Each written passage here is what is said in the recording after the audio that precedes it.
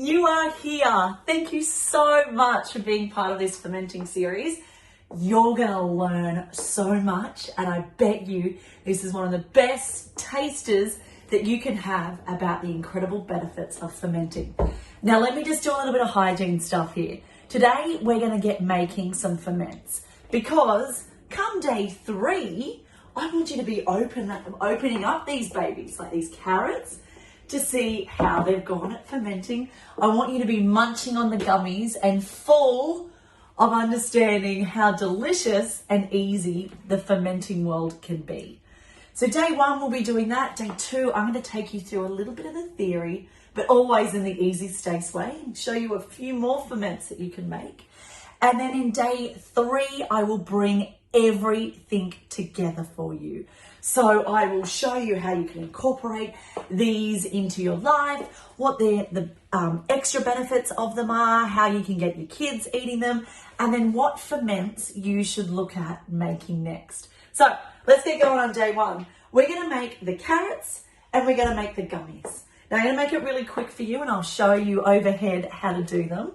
But what you need for your carrots is just a standard old glass jar. It doesn't have to be fancy. Just make sure the lid can go on tight. And using your probiotic tablets. Now, I actually have a full fermenting course that if you're interested at all, you can jump on it right now with the button below. But in it, I teach you how to make the fermented carrots a few different ways. Because maybe probiotics aren't your thing and you've got a heck of a lot of kombucha around. You can actually use them to make your fermented carrots. My kids love them. You can use kefirs, you can use whey as well. And trust me, after this series, I'm going to make you an absolute pro at fermenting, that all of those things you'll understand.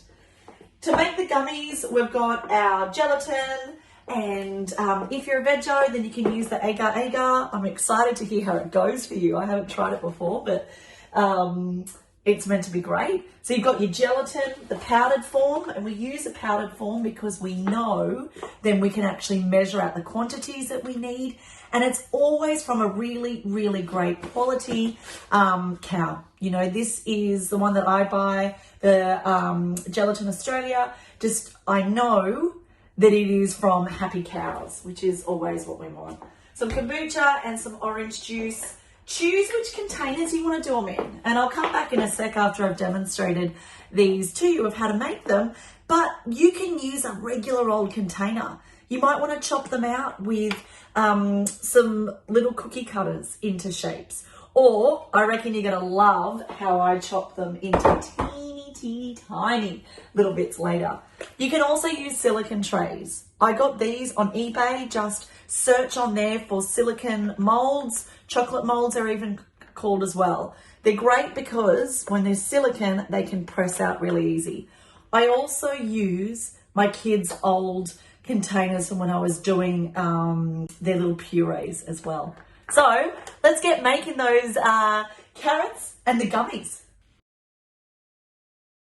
Measure out your 1 cup of orange juice and do the same with your 1 cup of kombucha and pop them to the side.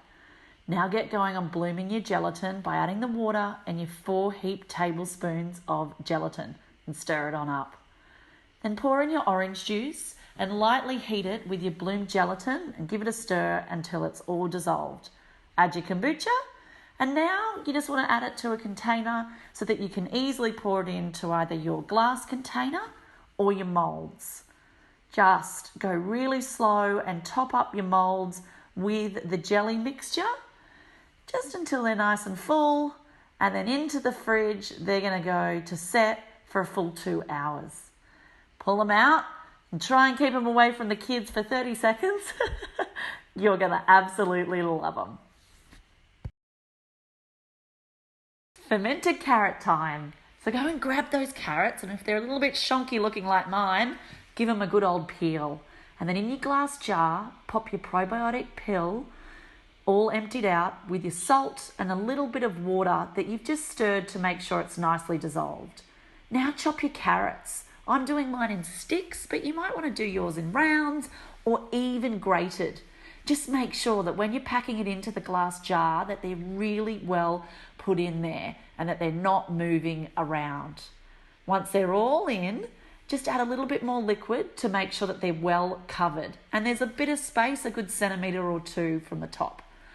Right when you fermented them on the lid, push them down one more time and then put that lid on and give it a really good close. Leave them out on the bench for a day or two and then huzzah! Delicious fermented carrots that I reckon your kids are going to steal by the spoonful and get their grubby hands in. Alrighty, so the carrots are on and in, give them a really good close and then just leave them out on the bench. Make sure that they're not in the super sunlight and we'll be able to get to those on day 3 in the video. Make sure you snap a quick little pic too and drop it into our Facebook group. I really want to see it. We all do. I want to see what shape that you cut them as well, because sure, I did them in long ribbons, but you can also chop them really thin. You can keep them whole as well. I'll reveal more of that come Wednesday. Your gummies, they're probably ready. So they go into the fridge. Mine usually take about an hour or 2 to set. And I thought I'd just show you how they look when they come out of the silicone mold. So you just literally just push them up, up like that. And then they've got a really soft texture. I love these. And honestly, they're my kids' very favorite. When you've got them in a thicker, like a deeper mold, I find just getting a spoon and running them around like this, they're good to go. Now my one's here a little bit fizzy on top. I made these in the Thermomix instructions. So you've got both of those there on your PDF that you can download. I love making them in the Thermomix because it can set the temperature steady at 37 degrees, which means that I know that then the bacteria that I'm putting in from the kombucha, that it's not going to get too hot and kill it. That's something to really keep in mind with your ferments, is that you can't go ahead and heat these. So you shouldn't be eating these carrots cooked into things. You will ruin all of the goodness that you've just added into it. So that's why I love making them. And at the end in the Thermomix, I just blend it really high on speed 10 for about 5 seconds. And it gives them a white, fluffy sort of layer. And my kids think they're great. They look as though I've spent a lot longer in the kitchen that I have, because they get that gorgeous two-tone look. And then the other way that you can do it is just here in the container. So I'll show you a really nifty way, because I'm sure that these are going to become family favorites for you guys, of how you can chop them. So see here, I've just run around with a knife and look at that. How easy is that? It just comes out like this. Grab your knife and go ahead and chop them really, really thin. Sorry, I'm just going to put that one back.